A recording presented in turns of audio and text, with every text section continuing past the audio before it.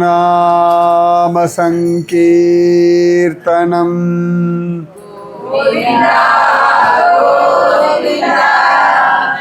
जय जानकी कान्तस्मरणम्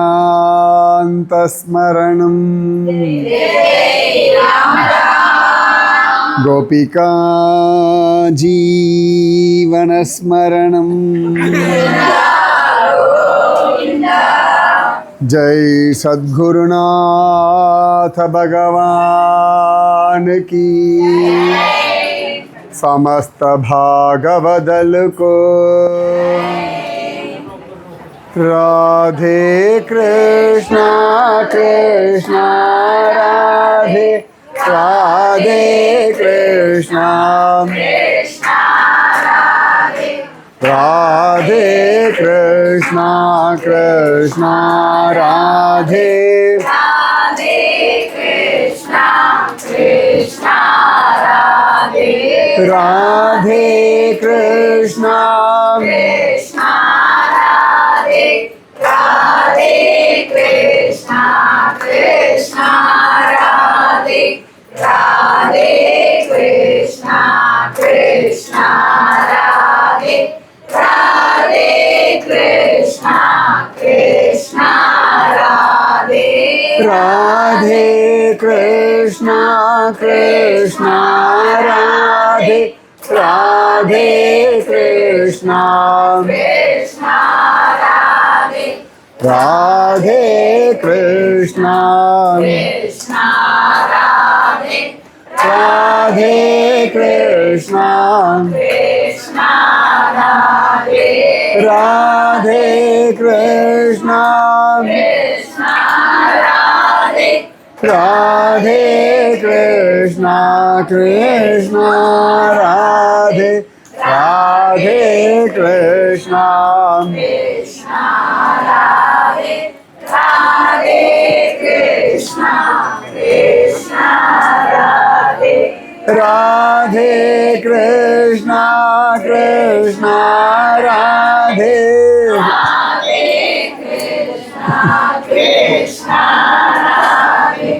राधे कृष्णा कृष्णा राधे राधे कृष्णा कृष्णा राधे राधे कृष्णा कृष्णा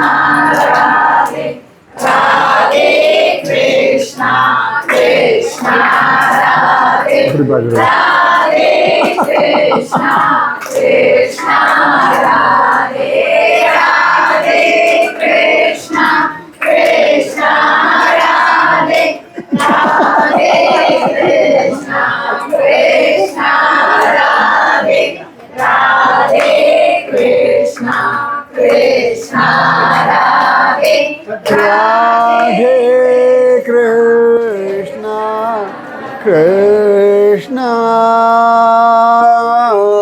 राधे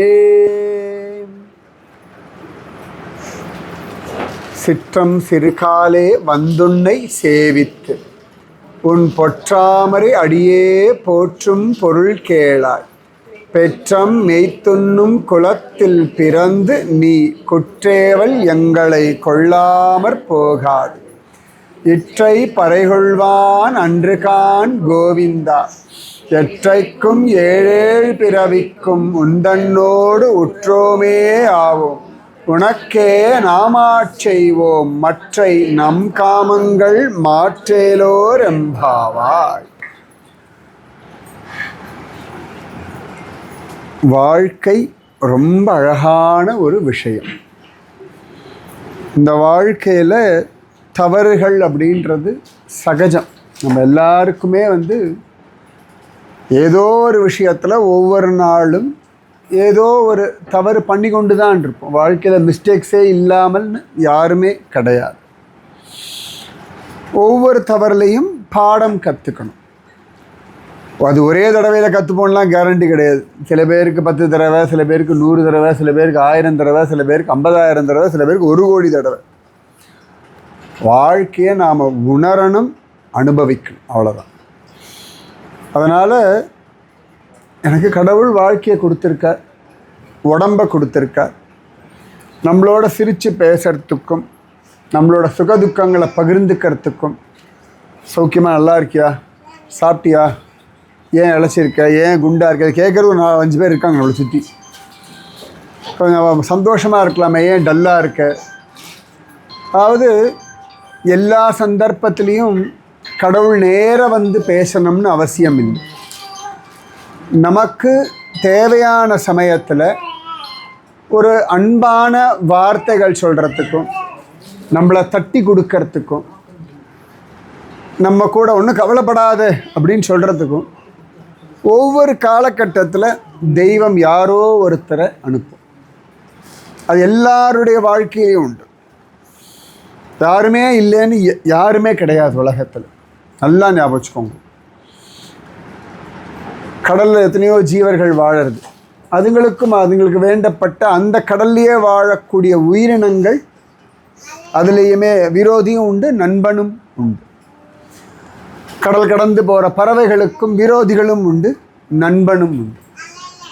இந்த வாழ்க்கை ரொம்ப அழகான ஒரு வாழ்க்கை. வெறும் நாட்கள் தாங்க. இது எத்தனை நாட்கள், எந்த இடம், சூழ்நிலை, இதெல்லாம் விட்டுடுவோம். ஆனால் ஒவ்வொரு நாளும் இன்றைக்கி இருக்கும். இந்த உடம்பு நம்மக்கிட்ட இருக்குது. நம்ம இந்த ஜென்மாவில் ஒரு ஆணாகவோ பெண்ணாகவோ ஒரு உருவம் கிடச்சிருக்கு. அந்த உடம்புக்கு ஒரு வயசு இருக்குது. அதனால் இந்த வாழ்க்கையில் இந்த உடம்பில் எப்படி ஆனந்தமாக இருக்கணும், இதை எப்படி உபயோகப்படுத்திக்கணும், இதுதான் வாழ்க்கையினுடைய ரகசியம். இதுதான் ரகசியம். சரி, எனக்கு இந்த மாதிரி உடம்பு கிடச்சிருக்கு, இந்த மாதிரி ஒரு வாழ்க்கை கிடச்சிருக்கு. சரி, எனக்கு ஒரு கணவன், மனைவி, குழந்தை, பந்துக்கள், ஒரு வேலை, இல்லாட்டி ஒரு வியாபாரம், ஏதோ ஒரு இடத்துல ஒரு வாழ்க்கை, சுற்றி இருக்க ஒரு 4-5 மனிதர்கள், இப்படி ரொம்ப அழகாக இருக்குது. இதில் தெய்வ அருள் அப்படின்றது நம்ம கூடவே இருக்குது. சிரிக்காத நாள்னு என்னைக்காவது ஒரு நாள் நீங்கள் சொல்லுங்கள் பார்க்கலாம். அது மாதிரி ஒரு நாள் கிடையவே கிடையாது. அழாத நாள் நிறைய சொல்ல முடியும் உங்களால். அழாத நாள் அப்படின்னு நிறைய சொல்லலாம். ரொம்ப அழுத நாள் தான் நீங்கள் சொல்ல போகிறீங்க. சிரிக்காத நாள்னு உங்கள் வாழ்க்கையில் யாராலையுமே சொல்ல முடியாது. ரொம்ப துக்கத்தில் உட்காந்துட்டு இருப்போம். எங்கேயோ ட்ரெயினில் போகும்போது எதிர்க்க ஒரு குழந்தை பார்த்து சிரிச்சா சிரிக்காமல் இருப்பீங்களா? ஆமாம், நானே டென்ஷனில் இருக்கு, நீ வேறு சிரிக்கிறியா அப்படி சொல்ல மாட்டோம். அது பார்த்தோன்னே தானாக ஒரு சிரிப்பு வருது இல்லையா? இந்த சிரிப்பு தான் நம்முடைய இயல்பு. சந்தோஷந்தான் நம்ம எல்லாருக்குமே இயல்பு. நமக்கு அழுகை இயல்பு கிடையாது, நமக்கு பயம் இயல்பு கிடையாது, குழப்பம் இயல்பு கிடையாது. ஆனந்தம், திருப்தி, சந்தோஷம், நிம்மதி, இதுதான் நம்மளோட இயல்பு. இந்த இயல்பு மாறும் பொழுது தான் நமக்கு ரொம்ப கஷ்டமாக இருக்குது. நல்லா கவனிச்சு பாருங்கள். என்னைக்காவது எவ்வளோ நேரம் நானும் கஷ்டப்பட்டு சிரிக்கிறது என்னைக்காவது தோன்றதா? நிச்சயமாக கிடையாது. ஏன்னா அது வேணால் வெளில வேணால் விஷயம் பசிக்கிறதா? சரி. அதாவது சிரிக்கும் பொழுது நமக்கு ஒன்றும் ஒரு சக்தி வீணாலாம் போகலை இன்னி வரைக்கும். சிரித்ததுனால களைச்சி போகணுன்னு ஒன்றுமே கிடையாது. சிரித்ததுனால உற்சாகம்தான் இருக்கும். இந்த வாழ்க்கையானது உற்சாகமானது. நல்லா சிரிச்சுண்டு சந்தோஷமாக இருக்கணும். எனக்கு இதெல்லாம் கிடைச்சா சந்தோஷன்றதெல்லாம் எதிர்பார்ப்பு. உடம்புக்கு பசிக்குதா, பசிக்கு சாப்பாடு கிடைக்கிறதா, முதல்ல அதுவே சந்தோஷம். நமக்கும் நான் சாப்பாக பசிச்சுக்கிட்டே இருக்குது. இன்னி வரைக்கும் ஒன்றும் பசி குறைஞ்சா மாதிரிலாம் தெரியல. அது ஏகாதசியாக இருக்கட்டும், வைகுண்ட ஏகாதசியாக இருக்கட்டும், எங்கே வேணா இருக்கட்டும், சத்சங்கம் கேட்கும்போதே பசிக்க தான் செய்யும் சமயத்தில். சொல்கிறேன், எனக்கும் பசிக்க தான் செய்யும் சமயத்தில். அதனால் எப்படி பசி இயல்போ அந்த மாதிரி அதுக்கு ஆகாரம் கிடச்சிட்ருக்குல்ல, நம்ம ஏதோ ஒரு ஆகாரம் கிடைக்குது. அப்போ அதுவே வாழ்க்கை நடக்கிறதுக்கு அடிப்படை தேவை தானே. இப்போ ஒரு எறும்பு இருக்குன்னா அதனுடைய பசிக்கு ஏதோ ஒன்று கிடைக்குது, சிங்கம் அதனுடைய பசிக்கு ஏதோ ஒன்று கிடைக்குது, மான் அதனுடைய பசிக்கு ஏதோ ஒன்று கிடைக்கிறது, பட்டாம்பூச்சிக்கு ஒன்று கிடைக்கிறது, தும்பிக்கு ஒன்று கிடைக்கிறது, பூச்சிக்கு ஒன்று கிடைக்கிறது, முத்துச்சிப்பி கடலுக்குள்ளே இருக்குது, அதுக்குள்ளேயும் ஏதோ ஒன்று கிடைக்கதானே செய்யுது.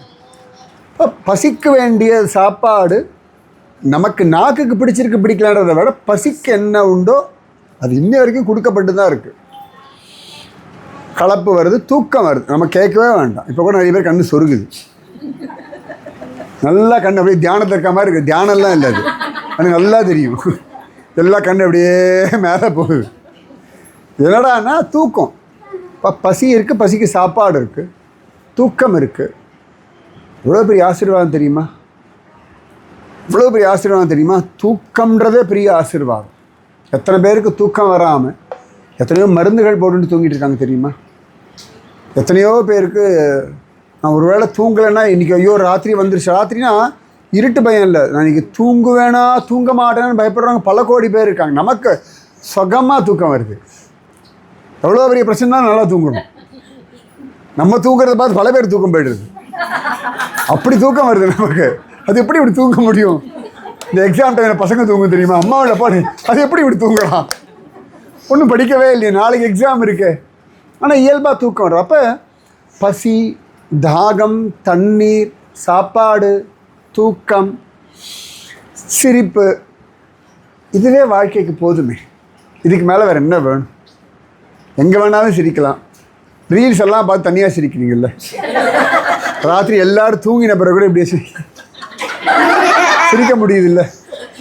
ஏதோ ஒரு மொபைல், யாரோ ஒரு உங்களை சிரிக்க வைக்கிறது யாரோ ஒரு ஏதோ பைத்தியக்காரத்தனம் பண்ணுறான்ல, அவனுக்கு வருமானன்றதை விட்டுருவோம். ஆனால் உங்களுடைய இவ்வளோ டென்ஷன் நடுவுலையும் இத்தனை பிரச்சனைகள் நடுவுலையும் ஒரு ரீல்ஸை பார்த்து சிரிக்க முடியும்னா அப்போ இன்னும் எவ்வளோ டென்ஷன் சாமி நம்ம கொடுக்கலாம்.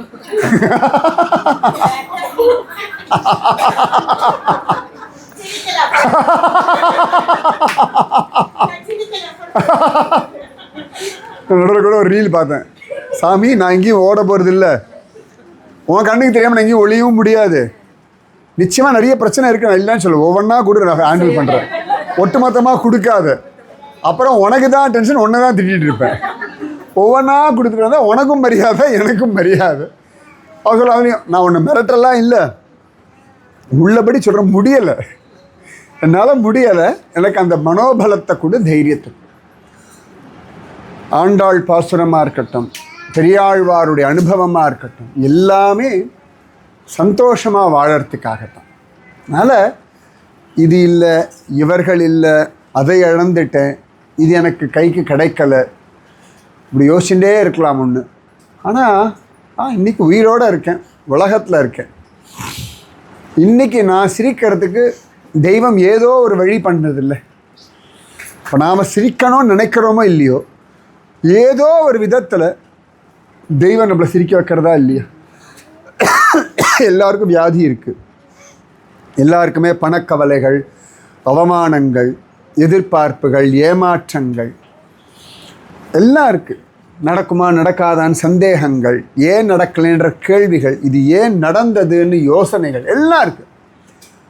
இத்தனையும் தாண்டி இந்த வாழ்க்கையில் ஒவ்வொரு நாளும் ஏதோ ஒரு விதத்தில் தெய்வம் நம்மளை சமாதானப்படுத்திட்டு தானே இருக்குது. ஏதோ ஒரு விதத்தில் எதுவுமே இல்லைன்னா தூக்கத்தை கொடுத்தா நம்மளை கொஞ்ச நேரம் மறக்க விட்டு நம்ம சரி முழிச்சோம், அது மறந்துட்டு திரும்பி ஞாபகம் வச்சு கவலைப்படுறோம்.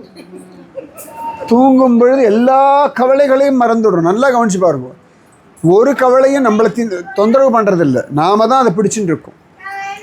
என்னை கவலைகள் தின்னத்தகாதென்று நின்னை சரணடை, ரொம்ப அழகான ஒரு வார்த்தை.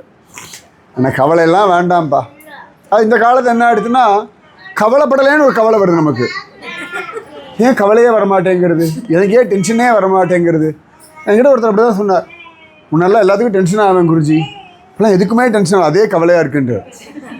நான் சொன்னேன், இதுக்கு தான்ப்பா அவ்வளோ உபன்யாசம் பண்ணிகிட்டு இருக்கேன், எல்லாரும் கவலைப்படாதீங்கன்னு சொல்கிறது அவ்வளோ உபன்யாசம் பண்ணிருக்கேன். இல்லை குருஜி சுத்தமாக எதுக்குமே கவலை வர மாட்டேன். சரி போ, பேசினா பேசு, கண்டுக்கலையா போ, வந்தா வா, இப்படி ஆயிட்டேன் குருஜி அப்படின்னு நான் சொன்னேன். சந்தோஷப்படு. இப்படி ஒரு மனநிலைமையும் தெய்வம் கொடுக்கறது. சில சந்தர்ப்பங்கள் ஆமாம் போ அப்படின்னு ஒரு தோணல் வரும். அடப்போ சும்மா எவ்வளோதான் நானும் கஷ்டப்படுறது, எவ்வளோதான் நானும் கவலைப்படுறது, எவ்வளோதான் நானும் புலம்புறது.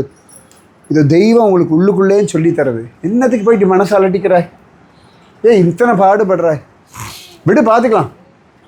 இந்த விடு பார்த்துக்கலான்ற ஒரு தைரியமும் தெய்வம் கொடுக்கிற ஒரு தைரியம். தெய்வம் கொடுக்கறது. நீ எதுக்கு கவலைப்படுறாய்? எல்லாம் நான் பார்த்துக்கிறேன், எல்லாம் கவலைப்படாது. வெயில் காலம் ஆமாம் வெயில் காலம், மழைக்காலம் ஆமாம் மழைக்காலம், குளிர்காலம் ஆமாம் குளிர்காலம். சரி வியாபாரத்தில் நஷ்டம் ஆமாம் நஷ்டம், அவ்வளோதான். அந்த விஷயத்தில் நஷ்டமாயிட்டா எல்லாத்துலேயும் நஷ்டமாயிடும்னு அர்த்தம் கிடையாது.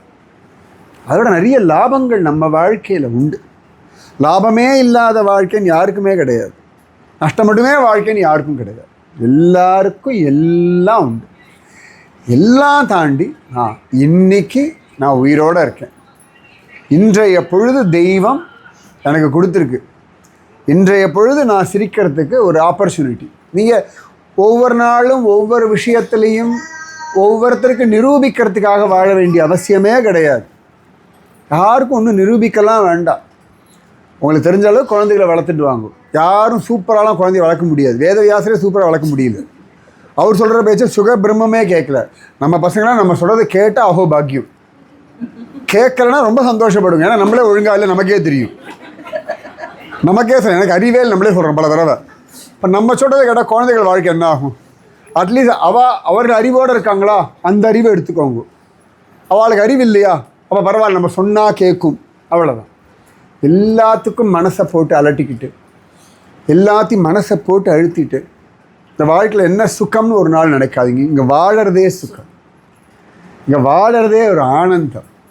குழந்தைகள் மாதிரி. இப்போ குழந்தைகள்லாம் நான் இன்றைக்கி என்ன பண்ணேன், நீ என்ன சாதித்தேன், இன்றைக்கி அப்பா அம்மா அடிச்சிருப்பாங்க, சரி அடி வாங்கினேன், சரி நான் தப்பு பண்ணிட்ட போல அடி வாங்கியிருக்கேன், அவ்வளோதான். நம்மளை மாதிரி சாமி என்னை ஏன் கஷ்டப்படுதுன்னா கேள்வி கேட்காது. அப்பா என்னை ஏன் கஷ்டப்படுத்துகிறார், அம்மா இன்றைக்கி ஏன் அடித்தாங்க, ஏதோ வம்பு பண்ணியிருக்கேன், அம்மா அடித்தாங்க, வலிக்குது, சரி 2 வாட்டி சிரிச்சா அம்மா மறந்து விட்டுருவாங்க. அப்புறம் அம்மா ஒரு 2 மணி நேரம் அட்வைஸ் பண்ணுவாங்க. அப்புறம் அவங்களே 2 சாக்லேட்டு கொடுப்பாங்க. ஒரு சாக்லேட் தான் அடித்தா, கடைசியில் அம்மாவே அழுது 2 சாக்லேட் கொடுத்துருவா. அப்போ அம்மாவுக்கே இந்த குழந்தையினுடைய அழுக பொறுக்கலை, அந்த குழந்தையினுடைய துக்கம் பொறுக்கலை. அதை கேட்டதை விட 2 மடங்கு கொடுக்க முடியும்னா அகிலாண்ட கோடி பிரம்மாண்ட நாயகன் என்ன தரலை? இன்னி வரைக்கும் ஒவ்வொரு விஷயமும் விதவிதமாக தெய்வம் கொடுத்து கொண்டே இருக்கு. முதல்ல அதெல்லாம் எனக்கு இவ்வளோ கிடச்சிருக்கு. முதல்ல இவ்வளவு நாள் நான் இந்த உலகத்தில் வாழ்ந்திருக்கேன். எல்லாருமே தங்கம் வாங்கி போட்டுக்கணும் அவசியமே இல்லை. இதோ இன்றைக்கி ஆண்டாள் கோயில் வாசல் அத்தனை அழகாக 50 ரூபா 100 ரூபாய்க்கு விற்றான். அதுதான் போயிருந்தீங்க எல்லோரும் பர்ச்சேஸு. ஊராக 50 100 ரூபாய்க்கு அந்த டிசைனில் தங்கத்தில் கூட வரதில்லை, தங்கத்தில் வைரத்தில் கூட அப்படி வர்றதில்லை, அவ்வளோ அழகாக விற்கிறான். அப்போ அந்த 50 ரூபா போட்டுக்கிட்டும் வாழ முடியும். 50 லட்ச ரூபா கொடுத்து 50 லட்ச ரூபா வாங்கிட்டான். சரி அவனுக்கு வக்கு இருக்குது. இந்த பல் இருக்கிறவன் பக்கோடா சாப்பிட்றான்னு சொல்லுவாங்க, அவன் சாப்பிட்டுட்டு போகிறான். பல் இருக்கிறவன் முறுக்கு சாப்பிட்டோம். உங்களுக்கு முடியுமா வாழைப்பழம் சாப்பிட்டுக்கோங்க, இல்லை டயபெட்டிஸாக கொய்யா பழத்தை அப்படியே அரைச்சி சாப்பிட்டுக்கோங்க, இவ்வளோதானே. உங்கள் வாழ்க்கையில் உங்களுக்கு என்ன கிடச்சிருக்கோ முதல்ல அதை கொண்டாடுங்க, அதை ரசிக்கணும், அதை அனுபவிக்கணும், அதில் நன்றியோடு இருக்கணும். அது முக்கியம், அது ரொம்ப முக்கியம். இப்போ இன்றைக்கி அங்கேருந்து அவ்வளோ தூரத்தில் உங்கள் இடத்துலேருந்து இவ்வளோ தூரம் வர முடிஞ்சுதுன்னா அது உங்களோட வரத்துக்கு ஒரு 4-5 பேரோ ஒரு 20 பேரோ ஒரு வேனோ ஒரு டிரைவரோ ஊராக சுற்றி நாள் கரெக்டாக கொண்டு வந்து விடலாம் இல்லையா? எங்கே இருக்கோன்னு தெரியாமல் இருந்தால் கூட ஏதோ சொல்கிறதுக்கு ஒரு ஃபோனு, ஐஷன் வரதுக்கு ஒரு ஆள் இருக்காங்கன்னா ஒவ்வொன்றுத்துலேயுமே தெய்வ அருள் அப்படின்றது ஜஸ்ட் கூடவே இருந்துட்டுருக்கு. கடவுள் நம்மளை கஷ்டப்படுத்தணும்னு ஒரு நாளும் எந்த விஷயத்துலையும் நினைக்கல. நம்ம சரியாக இல்லைன்னா கூட திருத்தணும், திருத்தி பணிகொள்வது, இவ்வளோதான் அவருக்கு தெரியுமே ஒழிய அதை திருத்துறது அப்படின்னா உனக்கு கண்ணு சமத்தாக இருக்கணும்னு அப்படிலாம் சொல்ல ஓங்கி பிடிச்சி சமத்தாரு அப்படின்னு சொல்லுவார். கடவுளுக்கு எல்லா உரிமையும் உண்டு. அன்பே கடவுள், அறிவே கடவுள்னா அடியும் கடவுள் தான். அதனால் இன்னி வரைக்கும் வாழ்க்கையில் என்னெல்லாம் கிடைச்சதோ என்னெல்லாம் நடந்ததோ இது எல்லாத்துலேயும் நாம் பக்குவப்பட்டிருக்கோம். அதுதான் ரொம்ப முக்கியமான விஷயம். நிறைய பக்குவப்பட்டிருக்கோம். ஒவ்வொன்றத்துலேயும் ஒரு பாடம், ஒரு அனுபவம் இருக்குது. சரி, இன்றைக்கி இந்த பாடம் கற்றுன்ட்டுருக்கேன், அவ்வளோதான். இது உடனே மாறிடுவோம்லாம் நினைக்க வேண்டாம். நான் அவ்வளோ நாள் தெரிந்தவே இல்லை. நிறைய பேர் வெளில சொல்கிறது இல்லை. சில விஷயங்களில் ஆமாம் நான் அப்படி தான் ஒத்துக்கிறோம், இவ்வளோதான். அதனால் திருந்தலாம் இல்லை. ஆனால் வாழ கடவுள் நீ திருந்தல, இன்னையோட உனக்கு ஜென்மம் முடிஞ்சிருச்சு, நாளை காதல் நீ எழுந்திரு பார்க்கலாம், நீ எழுந்துறேன் பார்த்துரு அப்படிலாம் சொல்ல போகிறதே இல்லை. சரி, நாளைக்கும் எழுப்புற, இன்றைக்கும் ட்ரை பண்ணு. 50,000 கோடி தடவை ட்ரை பண்ணாலும் கடவுள் திரும்ப திரும்ப திரும்ப வாய்ப்புகள் கொடுத்து கொண்டே இருப்பார். வாய்ப்புகள்ன்றது முடிய போகிறதே கிடையாது. அதனால தான் திருதராஷ்டிரனுக்கு வயசான காலம் வரைக்கும் அவ்வளவு வாய்ப்புகள் கொடுத்தார். வயசான காலத்தில் பத்ரிகாசம் வைஷ்ணு போய் மோட்சமும் கொடுத்தார். துரியோதன் வரைக்கும் எல்லாருக்கும் வாய்ப்புகள் உண்டு, பீஷ்மர்லேருந்து திருதராஷ்டிரன்லேருந்து. அதனால தான் ஆண்டாள் தைரியமாக சொல்கிறா, வையத்து வாழ்வீர்கள். வாழ வந்திருக்கும். மரணம் வரைக்கும் உங்களுக்கு முயற்சி உண்டு. மரணம் வரைக்கும் நீ என்ன விஷயத்துக்கு வேணால் எத்தனை 1000 கோடி தடவை வேணாலும் முயற்சி பண்ணலாம். போதும் நீ நல்லா பண்ணி கிழிச்சுட அப்படின்லாம் தெய்வம் சொல்லவே சொல்லாது. சரி, திரும்பி முதல்லேருந்து பண்ணு. ஏன்னா நமக்கு எத்தனை வயசானாலும் நம்ம அப்பா அம்மா நம்மளை குழந்தையாக தான் பார்க்க போகிறாங்க, நிச்சயமாக.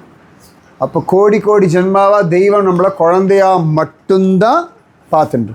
ஒரு நாள் நம்மளை பெரிய ஆள்னு சுவாமி பார்க்குறதே கிடையாது. ஏன்னா அவருக்கு முன்னாடி நம்ம யாரும் பெரிய ஆளும் கிடையாது. எவ்வளோ பெரிய ஆளாக நம்ம வந்து உலகத்தில் தான் நான் பெரிய பணக்காரன், நான் நிறைய படிச்சிருக்கேன், எனக்கு பல விஷயங்கள் தெரியும், எனக்கு அனுபவங்கள் இருக்குன்னு இதெல்லாம் உலகத்தை அடிப்படையாக கொண்டு. எத்தனையோ வயசானவர் இருக்கா, எனக்கு எல்லாம் தெரியும், போய் ரங்கமன்னார்கிட்ட சொல்ல முடியுமா? படபத்திர சாய்கிட்ட போய் என்னமோ சும்மா படுத்துட்டே இப்படி படுத்துட்டே இருக்கா, உடம்பு கெட்டுப்படி யாராவது சொல்ல போகிறோமா? அவருக்கு தெரியும். அதனால் எப்பொழுதுமே நாம் சுவாமிக்கு குழந்தை. உங்களுக்கு என்ன தோன்றதோ எல்லாம் சுவாமிகிட்ட சொல்லுங்க, பேசுங்க. அது பெரிய தத்துவார்த்தம். நிறைய பேர் பார்க்கலாம், நான் கடவுள்கிட்ட வேறு ஒன்றும் கேட்கறது இல்லைன்னு. அவங்க தான் 1000 கோடி விஷயம் கேட்டுருக்காங்க. வெளியில் சொல்கிறது மட்டும் எனக்கு ஒரு ஆசையும் இல்லை. நான் எதையுமே கேட்கறது இல்லைனாலே எங்களுக்கு தெரியும். ரைட்டு, ஒரு பெரிய லிஸ்ட்டு இருக்குது, அதில் பாதிக்கு மேலே நடக்கலை, நொந்து போய் இதை வசனமாக ஆரம்பித்தாச்சு. இதுதான் உண்மை, இதுதான் உண்மை. ஆனால் நடந்தது கோடி விஷயங்கள் இருக்குது இல்லையா? உங்களுக்குன்னு கண் இருக்குது, உங்களுக்குன்னு கை இருக்குது, உங்களுக்குன்னு கால் இருக்குது. உங்களுக்கு அறிவு இருக்கோ இல்லையா? புத்தி இருக்குது. சில பேர் கேட்போம், அறிவு இருக்கா அப்படின்வாங்க. உலக விஷயங்களில் அறிவில்லாமல் இருக்கலாம், மனிதர்களோட பழகிற விஷயங்களில் அறிவில்லாமல் இருக்கலாம். ஆனால் பசிக்கிறதுன்னு அறிவு இருக்குல்ல, தூக்கம் வருதுன்னு அறிவு இருக்குல்ல, எனக்கு வலிக்கிறதுன்னு அறிவு இருக்குல்ல, என் மனசு கஷ்டப்படுறதுன்னு ஒரு அறிவு இருக்குல்ல. அப்போ உங்களுடைய தேவைகள், உங்களுக்கு தேவையில்லாத விஷயங்கள், என் மனசு கஷ்டப்படுறது, நான் புலம்புறேன்ற அறிவு இருக்கேன், இது போதும் பக்திக்கு. நான் இதெல்லாம் இல்லாமல் சந்தோஷமாக இருக்கிறதுக்கு என்ன வழி? அவ்வளோதானே. அதனால தான் ஆண்டாள் சொல்கிறா, வாயினால் பாடி மனதினால் சிந்திக்க. சரி, அழுக வருதா? வாயினால் பாடு. என்ன வேணால் மூடு இருக்கட்டும், கோபமாக இருக்கட்டும், வெறுப்பாக இருக்கட்டும், ட்ரையாக இருக்கட்டும், பிடிக்காமல் இருக்கட்டும், தலையெழுத்தேன்னு இருக்கட்டும், பண்ணிகிட்டே இருங்கோ. பக்தி நாமஜபம் பண்ணிகிட்டே இருக்கும். எல்லா நாளும் கோவிலுக்கு போகும்போது அப்படியே, இப்போ எல்லோரும் கோவில் போனீங்க, ஆண்டாள் கோவில், ஆண்டாளை பார்த்தீங்களா? பார்த்தீங்களா? மூலவரையா உற்சவரையா? 2 பேருமா? உற்சவர் எங்கே போயிட்டா? உற்சவர் உற்சவம் போயிட்டா, அவ்வளோதான். ஆனால் மூலவரை பார்க்குற பாக்கியம் கிடச்சிது இல்லையா? சந்தோஷம். இன்றைக்கி ஸ்ரீவில்லிபுத்தூர் வரத்துக்கும், ஆண்டாள் விளையாடின இடத்துல விளையாடுறதுக்கும், நடக்கிறதுக்கும் ஒரு பெரிய பாக்கியம் கிடச்சிருக்கு இல்லையா? அப்போ இந்த நாள், இந்த விஷயங்கள், இந்த ஒரு சூழ்நிலை, முதல்ல இதுக்கு நன்றி சொல்லுங்க. இது ரொம்ப முக்கியம் வாழ்க்கையில். ஒவ்வொரு நாளும் அந்த நன்றி சொல்கிறத வழக்கமாக வச்சுக்கோங்க. தூக்கம் வரலையா? கிருஷ்ணா தேங்க்யூ, தூக்கமே வரல, ஜாலியாக சொல்லுங்க. ஐயோ தூக்கமே வரலன்னு சொல்லாதீங்க. ஆனால் சமயத்தில் நான் என்ன சொல்ல நடக்காதுன்னீங்கல்ல, அதனால் கிருஷ்ணா தூக்கமே வரல தேங்க்யூன்னு சொல்லி பாருங்க, 3 நிமிஷம் தூக்கி போயிடுவேன்.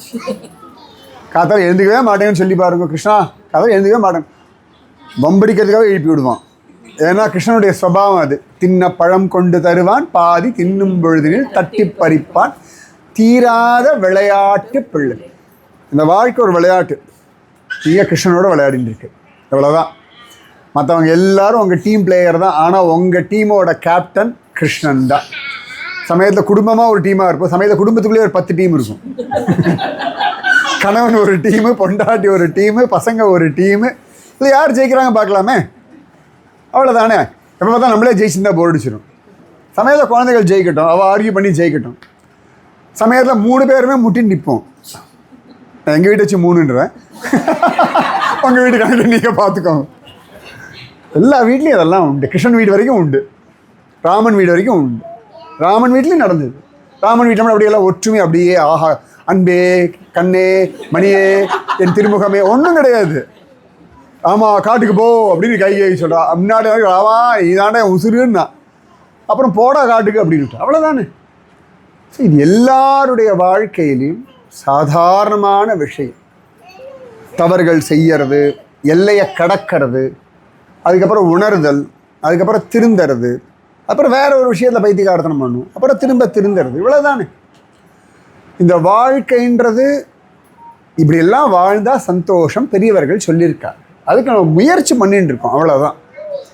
அதனால் நிம்மதியாக சந்தோஷமாக இருக்கும். ஏன்னா அசுரர்கள்லாம் கூட தவறுகள் பண்ணுறா, கடவுள் அவர்களுக்கும் என்னெல்லாம் ஆனந்தம் உண்டோ எல்லாம் கொடுத்துட்டு ஒரு எல்லையை கடக்கும் பொழுது தண்டனையோ கண்டிச்சோ திருத்தி நல்வழிப்படுத்துகிறார், அவ்வளோதானே.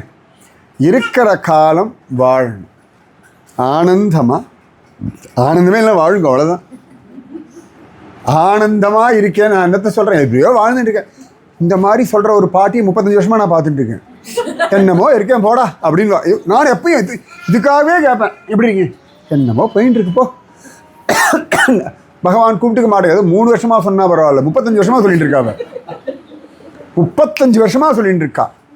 35 வருஷத்தில் சாப்பாடை குறைச்ச மாதிரியும் தெரியல, ட்ரெஸ்ஸை மாற்றிக்கிற மாதிரியும் தெரியல, புலம்புறதை விட்ட மாதிரியும் தெரியல, யார்கிட்டையும் பழகிறது அவள் மாறுற மாதிரியும் தெரியல, அவளை மாற்றிக்கிற மாதிரியும் தெரியல. சரி, அவள் பழகிற ஆளை மாத்திராள் அதுவும் கிடையாது. ஆனால் சௌரியமாக வாழ்ந்துட்டு தான் இருக்கா. இன்னும் ஒன்றும் பிடிக்கவே இல்லை.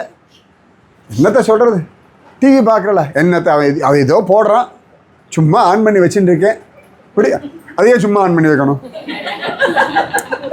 இதோ சொல்லிட்டு இருக்கா. ஆனால் அவளுடைய வாழ்க்கையை அவள் அதுக்கு ஒரு அர்த்தம் வச்சுட்டு இருக்கா. பிடிக்கலன்றா, பாரமாக இருக்குன்றா, இன்ட்ரெஸ்டே இல்லைன்றா. இன்ட்ரெஸ்ட் இல்லாமலாம் நம்ம யாரும் வாழலை. நமக்கு சில பேர் கூட இருந்தால் சௌகரியம், சில பேர் கூட இல்லைன்னா சௌகரியம். இந்த 2 தான் போராடிகிட்டே இருக்கும். இவங்கெல்லாம் கிளம்பினா தேவலையே, இவங்கெல்லாம் இருந்தால் தேவலையே, இவ்வளோதான். இந்த வாழ்க்கை ரொம்ப யதார்த்தமான ஒரு விஷயம். கோபிகைகள், கோப்பர்கள் எல்லாருடைய வாழ்க்கையிலுமே கிருஷ்ணன் கூட நன்னா விளையாடினா, அப்புறம் கிருஷ்ணன் மேலே அவர்களே பழி சொன்னார்கள். அப்புறம் கிருஷ்ணனே அவர்களை விட்டுட்டு பிருந்தாவனத்தை விட்டுட்டு மதுரா போகிறான். அப்புறம் கிருஷ்ணனே திரும்ப அவர்களை பார்க்க வரான். இது எல்லாருடைய வாழ்க்கையிலையும் நடைபெறக்கூடிய ரொம்ப சாதாரண விஷயங்கள். என் வாழ்க்கையில் மட்டும்தான் அப்படி நடக்கிறது, எனக்கு மட்டும்தான் எல்லாம் நடக்கிறது, அதெல்லாம் கிடையாது.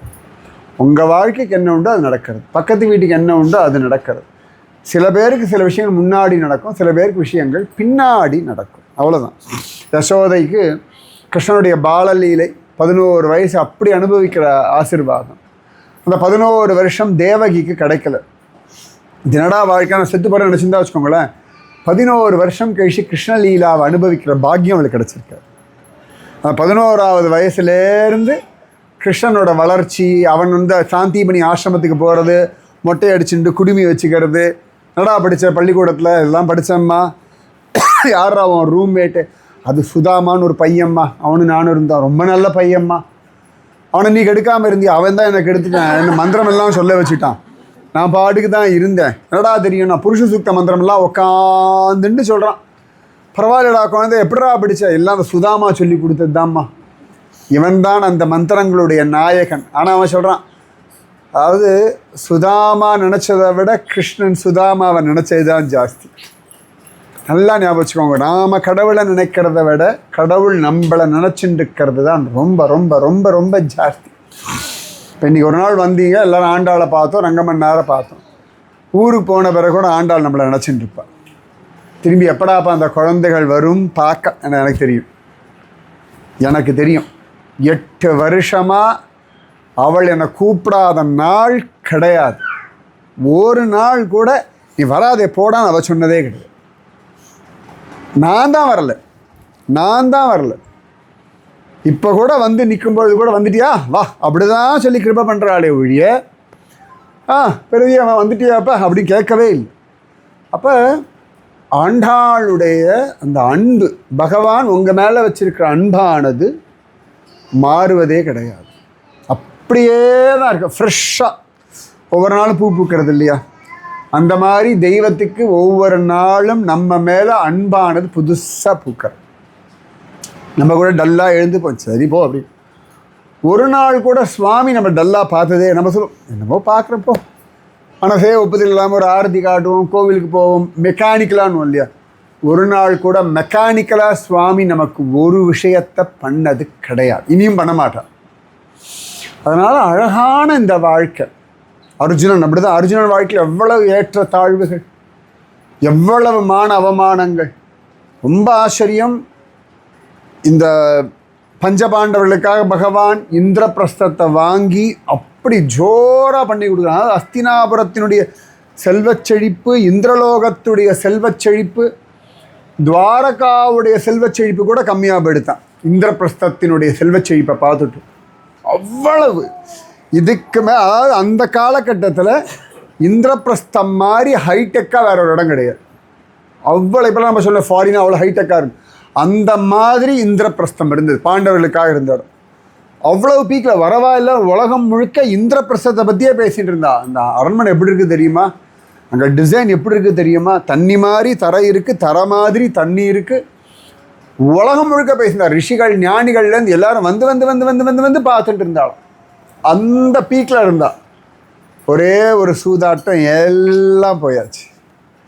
அவர்களுடைய எதுவுமே அவர்கள்கிட்ட இல்லை. தங்கறதுக்கு கூட வீடு கிடையாது. போ வனவாசத்து காட்டு வாசின்னு 12 வருஷம் நினச்சி பாருங்க. அப்படி ஒரு பீக் வாழ்க்கை. அதெல்லாம் விட்டு 12 வருஷம் வனவாசம். அதை கூட மன்னிச்சுடலாம், சரி பரவாயில்ல.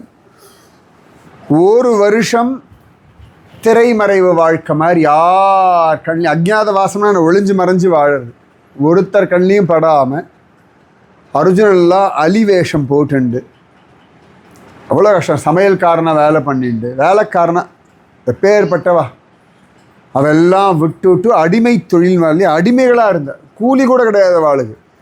தங்கிறது இடம் கொடுப்பா, சாப்பிட்றதுக்கு சாப்பாடு கொடுப்பா. அந்த ஒரு வருஷ வாழ்க்கை, அப்படி ஒரு வாழ்க்கை. பிருகநிலை அர்ஜுனனெல்லாம் பார்த்து அத்தனை அப்சர ஸ்திரீகள்லாம் மயங்கி என்னை கல்யாணம் பண்ணிக்கொண்டு கெஞ்சிருக்கா. அப்பேற்பட்ட அழகன். அதுவும் கிருஷ்ணனை அவன் நினைக்காத நாள் கிடையாது, கிருஷ்ணன் அர்ஜுனன் நினைக்காத நிமிஷம் கிடையாது. அர்ஜுனான்னு சொல்லுவான், பகவானே சொல்லுவான். அர்ஜுனன் 12 வருஷம் வனவாசம், அர்ஜுனன் 1 வருஷம் அஜ்ஞாதவாசம். கிருஷ்ணனுக்கு எல்லாம் தெரியும். அந்த கிருஷ்ணன் நினைக்கிறான் பார்த்தாலா. அந்த சமயத்தில் அந்த கடினமான காலகட்டங்களை பாண்டவர்கள் ஜெயிச்சுட்டான். நம்ம சமயத்தில் நினைப்போம், இவ்வளோ கஷ்டப்படுறேன், கடவுள் எனக்கு ஒன்றும் பண்ணா மாதிரி தெரியலையே, அந்த கஷ்டம் மாறினா மாதிரி தெரியலையே. அந்த கஷ்டத்தில் நம்ம தாங்கி நிற்கிறோம் பாருங்கோ, பிடிச்சு நிற்கிறோம் பாருங்கோ, புலம்புறோம், அழறோம், மனசு பலகீனமாகி. வாழ்க்கை விட்டு ஓடலைல்ல, விட்டே போகலான்னு தோன்ற சமயத்தில் கூட பகவான் நம்மளை பிடிச்சு வச்சு வாழ வச்சுட்டான். ஸோ கஷ்டமான காலகட்டங்களில் தெய்வம் நம்மளை பிடிச்சு நிறுத்தி வைக்கிறது, ஒன்றும் கவலைப்படாது. அதுதான் மனோபலம்.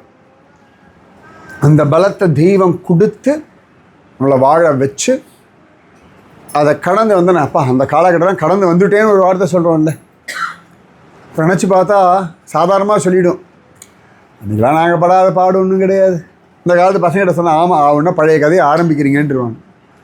அவள் சொன்னால் புரியாது, ஏன்னா அவர்கள் அந்த வாழ்க்கையை பார்த்ததில்லை. இப்போ அவளை கேட்டால் சொல்லுவா, எங்களுக்கு எவ்வளோ டென்ஷன் தெரியுமா, உங்களுக்கு என்ன கவலை, உங்கள் காலம் மாதிரிலாம் எங்கள் காலம் கிடையாது, வேலைக்கு போவோம், இன்றைக்கி வீட்டுக்கு போகணும்னு சொல்லிவிடுவான் அப்படின்னு அவள் சொல்லுவாள். நமக்கு அது பழக்கம் கிடையாது, அவளுக்கு அது பழக்கம், அவ்வளோதானே. ஆனால் அந்த காலகட்டங்களில் தெய்வம் அப்படி இறுக்கி பிடிச்சு வச்சுட்டு இருக்குது.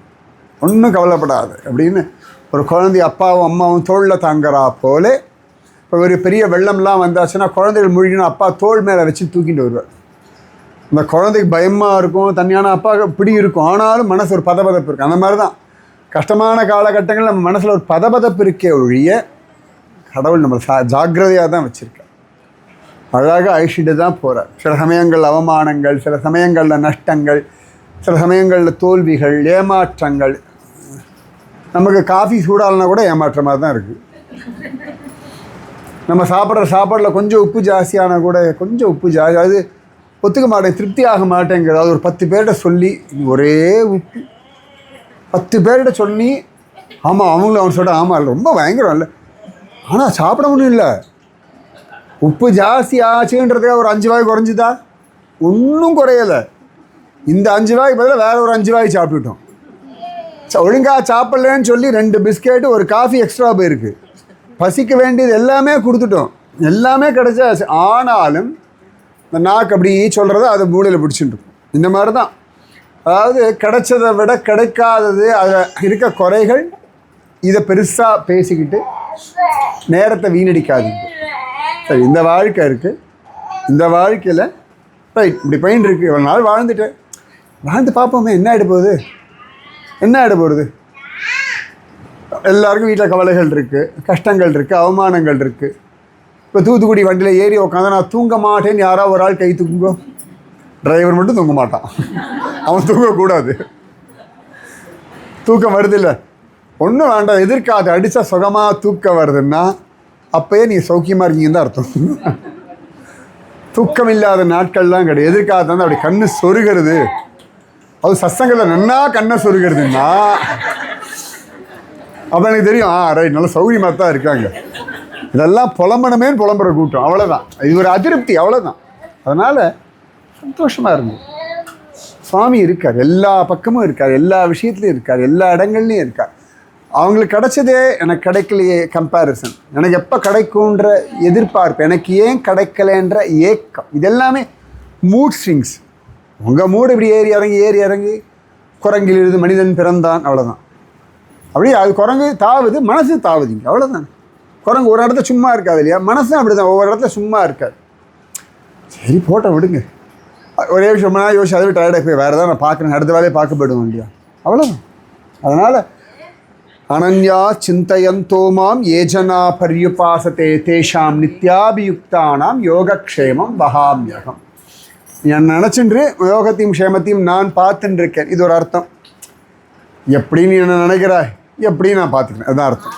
இதுதான் அர்த்தம். இது ஏன்னா என்னடா ஒன்றும் நடக்கவே இல்லையே, நானும் எவ்வளோ பூஜை பண்ண நினைக்கிறோம், இன்றைக்காவது நடக்கும் பார்க்கலாம். இப்போ தான் ஜோசியக்காரன் சொன்னால், டிவியில் சொன்னால் குரு பெயர்ச்சி சனி பெயர்ச்சின்னா, கடவுளே அப்படியே நடத்திடு. எப்படியோ நினைக்கிறோம், பூரண நம்பிக்கையோ அரகர நம்பிக்கையோ, இல்லாட்டி சத்சங்கத்தில் கேட்ட நம்பிக்கையோ, இல்லாட்டி குருஜியை பார்க்கும்பொழுது சரி ராதே கிருஷ்ணா சொல்லிவிடுவோம். சொல்லனாலும் திட்டு, சொல்லலைனா திட்டு, முகத்தை உருன்னு வச்சுருந்தா திட்டு, டல்லாக இருந்தால் திட்டு. குருஜிக்கிட்ட திட்டு வாங்கிறத விட சிரிச்சு நல்லா இருக்குங்க, ஒரு குறை இல்லை. பொய்யே சொன்னாலும் பரவாயில்ல, இவர்கிட்ட திட்டு வாங்கிறத விட சந்தோஷம், அவ்வளோதான். புறனுரையே ஆயினும் பொன்னாழி கையான் திறனுரையே சிந்தித்து இரு. ஆழ்வார் சொல்கிறார், பொய்யாவே இருந்தாலும் சொல்லு பரவாயில்ல, நல்லா இருக்கேன்னு பொய் சொல்ல. என்ன இப்போ வயிற்று வலிக்குதுன்னு பொய் சொல்லணும், வயிற்று வலியே இல்லாமல் பள்ளிக்கூடம் போகாமல் இருக்கிறதுக்கு இல்லையா. அதுக்கப்புறம் வயிற்று வலி போய் அம்மா அடித்து முதுகுவலி வந்தது, அது ஒழுங்காக பள்ளிக்கூடம் போயாச்சுன்னா வலியே கிடையாது. பரவாயில்ல பரவாயில்ல, பொய் சொல்கிறேன் பரவாயில்லையே, நல்லா இருக்கேன்னு பொய் சொல்ல தெரியுது என் குழந்தைக்கு. சமயத்தில் குழந்தைகள் பொய் சொல்ல அம்மா அப்பாவுக்கு தெரியும், ரசிப்போம். பாரு என்ன அம்மா கதை கெட்டது பாரு, எவ்வளோ பொய் ரசிக்க தானே செய்யும். அந்த பொய்யை வந்து தப்பிக்கிறதுக்கு சொன்னால் தான் இது பண்ணுறோம், மற்ற சமயத்தில் ரசிக்க தான். அதாவது சமயத்தில் நம்ம ஒன்றும் பொய்யை கோச்சிக்கிறது இல்லை. அதாவது பொய் சொல்ல தெரியும், என்ன நமக்கு தெரியாதுன்ற மாதிரியே பொய் சொல்லுது பாரு. அது சொல்லும்போதே சிரிச்சிடும், நமக்கு தெரியும், அவ்வளோதானே. நம்மளும் அப்படி தான். அதுக்கப்புறம் இப்போ தான் நம்ம பொய்யில் ஸ்மார்ட் ஆகிட்டோம். அதாவது பொய் சொல்கிறது பொய்ன்னு தெரியாத அளவுக்கு பழகிருக்கும், அவ்வளோதான். நாம் ஒன்றும் பொய் சொல்லாமல்லாம் இல்லை. குழந்தைகள் இருக்காங்க, ரொம்ப சொல்ல முடியாது எனக்கு. குழந்தைகள் பொய் சொல்லி மாட்டிக்கிறது, நம்ம மாட்டிக்காமல் பொய் சொல்ல பழகிருக்கு, இவ்வளவு தான். அதனால் கடவுள் நம்மளை யாரையும் தண்டிக்கலை, நம்ம யாரையும் கைவிடலை. ஒரு நாளும் தள்ளி வைக்க போகிறது கிடையாது. உனக்கு எனக்கு இனி சம்மந்தம் இல்லைன்னு சொல்ல போகிறதும் கிடையாது. திரும்ப திரும்ப வாய்ப்புகள் உண்டு, திரும்ப திரும்ப வாழ்க்கை உண்டு. கடைசி மூச்சு இருக்கிற வரைக்கும் நீங்கள் என்ன வேணால் பண்ணலாம், என்ன வேணால் சாதிக்கலாம், எதை வேணால் மாற்றிக்கலாம். உங்களை மாற்றிக்கலாம், உலகத்தை மாற்றிக்கலாம், உங்கள் வாழ்க்கை முறையை மாற்றிக்கலாம், நீங்கள் வாழ்க்கையை பார்க்குற முறையை மாற்றிக்கலாம்.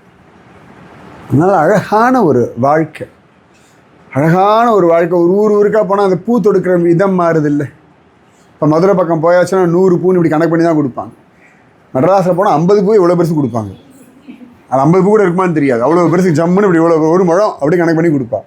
மதுரையில் இவ்வளோ தானே இருக்குது, இங்கே பார்த்தா எவ்வளோ பெருசு இருக்குது. அப்படி யாரும் இழுக்க வேறு இழுப்பாங்க, அதை இப்படி இழுத்து வேறு. அது வேறு மெட்ராஸில் இன்னும் நல்லா இழுத்து வேறு சாமி போடுவோம். சாமிக்கு நல்ல பெருசாக போனோம், அதையே இழுத்து அவ்வளோதானே. அந்த பூவையும் சுவாமி ஏற்றுக்கிறார், இந்த பூவையும் ஏற்றுக்கிறார். பன்றிபுரம்லாம் போயாச்சுன்னா வாசம் இல்லாத மலர்கள், சுவாமி அதையும் சந்தோஷமாக ஏற்றுக்கிறார். அதனால் இன்னைக்கு இப்படி ஒரு வாழ்க்கை, இந்த வாழ்க்கையை சொல்லி கொடுத்துருக்கார்கள். இந்த வாழ்க்கையில் சில விஷயங்கள் பழகிருக்கு, இப்படியே போட்டோம், அவ்வளோதான். நமக்காக புதுசாக ஸ்டேஷன்லாம் வராது. அதே ராஜபாளையம், அதே விருதுநகர், அதே ஸ்ரீவில்லிபுத்தூர் ஸ்டேஷன் தான். இந்த ட்ரெயினில் இடம் கிடைக்காது, இன்னொரு ட்ரெயினில் ஏறுங்க, இல்லையா காரில் போங்க, இல்லாட்டி பஸ்ஸில் போங்க, இல்லாட்டி வீட்லேயே ஜாலியாக உட்காந்துங்க, அவ்வளோதானே. ஒன்றும் கஷ்டம் கிடையாது. வாழ்க்கை ஒன்றும் அப்படியே நின்றுட போகிறது கிடையாது. வாழ்க்கை அப்படியே இதுக்கப்புறம் வாழ்க்கையே கிடையாதுன்னா என்றைக்குமே கிடையாது. திரும்ப திரும்ப வாய்ப்புகள் தரப்படும், திரும்ப திரும்ப புதியதாக வாழ்க்கை, புதிய வாய்ப்புகளாக தான் பகவான் வாழ்க்கையை படைச்சுட்டு இருக்கான். அதனால தான் கம்சன், சிசுபாலன், ராவணன். நல்ல ராவணன் எடுத்துக்கோங்களேன், இரண்யகசிபுவாக இருக்கா. பெருசாக என்ன திருந்திட்டான், திரும்பி ராவணன் கும்பகரனாக வந்தான். பெருசாக என்ன திருந்திட்டான், சிசுபாலன் தந்தவக்கரனாக வந்தான். அப்போ பகவான் 3 வாட்டி கெட்டவனாக வந்து 3 வாட்டியும் அடித்து 3 வாட்டியும் அவனை திருந்து வைக்க ட்ரை பண்ணுறார். அப்போ 3 வாட்டிக்கு அப்புறம் தான் திருந்துறான். சுவாமி திருந்த மாடன் கைவிடலை இல்லை. நம்மளாம் ஒரு 30 இரண்யாக்ஷன் வச்சுக்கோங்களேன், ஒரு 30 ராவணன். இல்லைன்னா சொல்ல முடியாது, சாமிக்கு தான் தெரியும். நாம் இல்லைன்னு சொல்லிக்கலாம், பக்கத்தில் இருக்க வேணால் சொல்லுவாங்க. ஏன்னு கேட்டால் அவங்க நம்மளை விட பெரிய ராவணனாக இருப்பாங்க, நம்மளை விட பெரிய பூத்தனையாக இருப்பாங்க. அதனால் நம்மளை விட இவங்க நல்லவங்க தான், அவ்வளோதான், வேறு ஒன்றும் கிடையாது. நம்மளை பார்த்து யாராவது நல்லவங்க சொன்னால் நம்மளோட அவங்க பயங்கரமான ஆள்னு அர்த்தம். இல்லாட்டி இவங்க நம்மளோட நல்ல நிலைமையில் இருக்காங்க, நம்மளோட ஒரிஜினாலிட்டி அவங்களுக்கு புரியலேன்னு அர்த்தம். நம்மளை பற்றி இன்னும் விவரம் பத்தலைன்னு அர்த்தம். ஏமாத்துறவனுக்கு தெரியும், ரைட்டு இது ஏமாந்தாச்சு ஈஸி, அவனுக்கு தெரியும், அவ்வளோதான். கடவுளுக்கும் தெரியும், கடவுளுக்கு நம்மளை நன்னாவே தெரியும். நீங்கள் வாழ்க்கையில் ஏமாந்ததெல்லாம் கவலைப்படாதீங்க, அன்றைக்கி பட்ட நஷ்டங்கள்லாம் கவலைப்படாதீங்க. அன்றைக்கி என்னை ஏமாற்றிட்டாங்களே, அன்றைக்கி மட்டும் புத்திசாலியாக இருந்தேன்னா ஒன்றும் கிழிச்சிருக்க மாட்டேன், அங்கே ஜெயிச்சிருப்பேன், வேறு ஒரு இடத்துல தோற்றிருப்பேன், அவ்வளோதானே. இதுதான், அவ்வளோதான். யார் ஏமாறல, அவ்வளோ ரங்கநாதன் பக்கத்தில் இருந்து ரங்கநாதனே கத்தின்னு கிடந்த தொண்டடி பொடி ஆழ்வார் தேவதேவிகிட்ட அப்படி விழுந்துட்டார். அவள் பொய் சொல்கிறான்னு அவர் கண்டுபிடிக்க முடியலையே. தொண்டடி பொடி எவ்வளோ பெரியவர், ரங்கனை தெரியாதவரா? இந்த தேவதேவின்னு ஒரு பொம்பளை பொய் சொல்கிறான்னு கூட அவருக்கு தெரியலை. பொய் சொல்கிறது தெரிய வேண்டாம் ஒரு ஆம்பளைக்கு, ஒரு பொய் சொல்கிறது அவருக்கு தெரியல, என்ன பண்ண முடியும்? விழுந்தாச்சு, அவளே கதி. அவர் ரொம்ப நல்லவன் நம்பிட்டார். கடைசியில் அவர் வீட்டு வாசலே கத்தின்னு கிடக்கிற. ஆனாலும் ரங்கன் அவரை கொண்டு தானே தனக்கு திருப்பள்ளி எழுச்சியும் திருமாலையும் பாட வச்சான். விட்டுட்டானா, போ அப்படின்னு. திருமங்கை மன்னன், அவருக்கு சாமிக்கு சம்மந்தமே கிடையாது. சாமி அவர் பாட்டுக்கு இருந்துட்டு போட்டோம், அவர் பாட்டுக்கு இருந்தார், அவ்வளோதான். அவரை பிடிச்சி இழுத்து ஒரு குமுதவல்லி நாச்சியாரை கொண்டு நாராயணனேன்னு புலம்ப வச்சு விட்டார். அதுதான் வாழ்க்கை. அதனால் எல்லாருடைய வாழ்க்கையிலையும் எல்லாம் உண்டு. ரொம்ப பர்ஃபெக்ட்லாம் நீங்கள் நினச்சிக்காதீங்க, ரொம்ப பர்ஃபெக்டாக இருக்க ட்ரையும் பண்ணாதீங்க. நீங்கள் பாட்டுக்கு இருங்க, போதும், நீங்கள் பாட்டுக்கு இருங்க, அவ்வளோதான். நீங்கள் உருளைக்கிழங்காக இருந்தால் போதும், யாருக்கு வேணுமோ அவங்க உங்களை சிப்ஸ் போட்டுப்பாங்க, அவங்களா அவங்கள வறுத்து எடுத்துப்பாங்க, கவலையே படாதீங்க, சரியா? ஒரு வேளை நீங்கள் சொரக்காவாக இருந்தால் யாருக்கு சொரக்கா கூட்டு வேணுமோ அவங்க வச்சுப்பாங்க, அவ்வளோதான். இல்லை நான் பாவக்காய், டயபெட்டிஸ்காரங்க கட்டாயம் எடுத்துப்பாங்க. உங்களுக்கு ஒரு 4 ஆசாமி உண்டு, கவலையே பட வேண்டாம். உங்களால் என்ன பிரயோஜனம்னு உங்களை விட தெய்வத்துக்கு தெரியும், தெய்வத்துக்கு நல்லா தெரியும். நீங்கள் எங்கே இருந்தால் உங்களுக்கான பிரயோஜனம் உண்டோ, உங்களால் யாருக்கு பிரயோஜனம்? இப்போ உலகத்தில் எல்லாரும் நல்லவனாகிட்டா வச்சுக்கோங்களேன். போலீஸ்காரனுக்கு என்ன வேலை? லாயருக்கு என்ன வேலை? மிலிட்ரிக்கு என்ன வேலை? செக்யூரிட்டி கார்டுக்கு என்ன வேலை? கூர்காவுக்கு என்ன வேலை? சிசிடிவி கேமராவுக்கு என்ன வேலை? இவ்வளோ பேர் பிழைக்கிறதுக்கு சில பேர் கெட்டவனாக தான் இருப்பான். அதனால் அவனாலையும் பிரயோஜனம் உண்டு.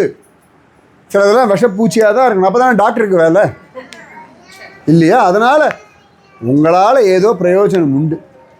எதுக்கும் அசர வேண்டாம், எதுக்கும் கவலைப்பட வேண்டாம். சரி, கவலைப்படாமல் வாழ்ந்துட்டு போங்க, அவ்வளோதான். டைம் பாஸ் நிறைய இருக்கா, கவலைப்படுங்க. மேக்ஸிமம் ஆஃப் அன் ஹவர் கவலைப்படுவீங்களா? அதுக்கு பொறுக்க முடியாமல் மொபைல் எடுத்து ரீல் பார்க்க போகிறீங்க. சரி, யாராவது ஒரு ஆள் கவலைப்பட்டு நான் ரீல்ஸ் பார்க்கறது இல்லை, இன்றைக்கி ஒரு நாள் பார்க்கலன்னு யாராவது ஒரு ஆள் கை தூக்குங்க. நானே தூக்க மாட்டேன். அப்பா அடா ஒரு சந்தோஷம், அவ்வளோதானே. வாழ்க்கை ரொம்ப சிம்பிள், ரொம்ப அழகு. பக்தி அதை விட அழகு. கடவுளுக்கு நீங்கள் நிரூபணம் பண்ணி, நீ என் பக்தா, என் பக்தையே, உன்னால் தான் உலகம் உய்வுகின்றது, அதெல்லாம் கிடையாது. எல்லாரும் ஆண்டாள்லாம் ஆக வேண்டாம். சரி, ஆண்டாள் தோழிகள் எல்லாரையும் ஆண்டாள் போய் எழுப்பினால, எவ்வளவு ஒருத்தி ரங்கனை கல்யாணம் பண்ணாளா? எல்லாரையும் ஆண்டாள் எழுப்பினா, எல்லாரும் போய் திருமுக்குளத்தை குளிச்சுது, எல்லாம் போய் தோடு எல்லாம் போட்டுட்டுது, எல்லாம் மூட நெய் பெய்து முழங்கிய வழிவார சாப்பிட்டுது. சாப்பிட்டு முடிச்சு அதுக்கப்புறம் எவ்வளவு ஒருத்தி நாச்சியார் திருமணில் ஒரு தோழி ஆண்டாளோட பேசினான்னு இருக்கா? ஒன்றும் கிடையாது. சரி, எத்தனை பேர் ஆண்டாளோட ஸ்ரீரங்கத்துக்கு போனா அது சொல்லுங்க. சரி, எங்கள் ஆண்டாள் ரங்கனோட போயிட்டா, நாங்கள் எல்லாம் ஆண்டாள் தோழி நினைவாக உட்காந்து நாங்கள் பெருக்கணும், எவ்வளோ ஒருத்தி இருக்காளா? அவ்வளோதான். ஆண்டாள் கூட போனால், திருமுக்குளத்தை குளித்தா, ஒரு மாதம் திருப்பாவை பாடினா, ஆண்டாள் நன்னா பாடினான்னு சொன்னால், அதுக்கப்புறம் ஆண்டாள் நாச்சியார் திரும்பி போனால், ஆண்டாள் கொஞ்சம் ஒரு மாதிரி ஆயிட்டாடி, முன்னாடிலாம் நல்லா இருந்தா, இவ்வளோ மாதிரி நமக்கெல்லாம் அழ வராது, ஆண்டாள் ரொம்ப பெரியவ, நம்ம போய் அவளை சேவிக்கலாம், அவ்வளோதான். அவ்வளோதான். அதுக்கு மேலே ஆண்டாள் தோழிகளை ஆண்டாளோடு போய் ரங்கனோட ஐக்கியமானான்னு இல்லை. திருப்பானாழ்வார் குடும்பத்திற்கவா அந்த சேரியில் இருந்தவா எல்லாரும் போய் ஐக்கியமெல்லாம் ஆகலை. சரியா? பரவாயில்ல, அவர்கள் லெவலுக்கு என்ன பக்தி உண்டோ அந்த பக்தி போதும். உங்கள் லெவலுக்கு ஏதோ கிருஷ்ண கதை கேட்க பிடிக்கிறதா கேளுங்க, கோவில் போக பிடிக்கிறதா போங்க, நாம எழுத தோன்றதா எழுதுங்க, ஜபிக்க தோன்றதா மாலை வச்சு ஜபிங்க, கவுண்ட் பண்ணணுமா கவுண்ட் பண்ணுங்க, எத்தையோ பண்ணுங்க. ஜாலியாக ரிலாக்ஸ்டாக இருங்க, மனசை போட்டு அலட்டிக்காதுங்க. ஒவ்வொன்றத்தையும் அடுத்து நிறைய டைம் இருக்குது, அலட்டிக்கோங்க. அப்புறம் டயர்டாக நீங்கள் எவ்வளோ வேணால் கவலைப்படுங்கள, ஒரு ஸ்டேஜ் மேலே கவலைப்பட முடியாது. அது கடவுளுடைய ஒரு இந்த ஆட்டோமேட்டிக் கட் ஆஃப் சொல்லுவோம் இல்லையா? மேலே தண்ணீர் தொட்டிலாம் ரொம்ப ஆச்சுன்னா ஆட்டோமேட்டிக்காக கட் ஆஃப் ஆகி தண்ணி உள்ளே ரொம்ப குறைஞ்சிடும். ஒரு லெவலுக்கு மேலே சத்தியமாக உங்களால் கவலைப்படவே முடியாது. ஒன்று தூங்க வச்சுருவார், இல்லாட்டி யாராக வந்து பேசி மைண்டை டைவெர்ட் பண்ணிவிடுவார், இல்லாட்டி ஒரு ரீல்ஸில் உங்களை சிரிக்க வச்சு கக்கப்பை சிரிக்க வச்சு அட முட்டாளேன்னு ஆக்கிடுவார். Nothing to worry.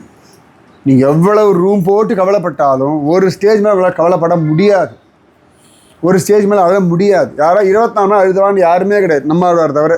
கங்குலும் பகலும் கண் துயிலறியாள் கண்ணநீர் கைகளால் இறைக்கும்.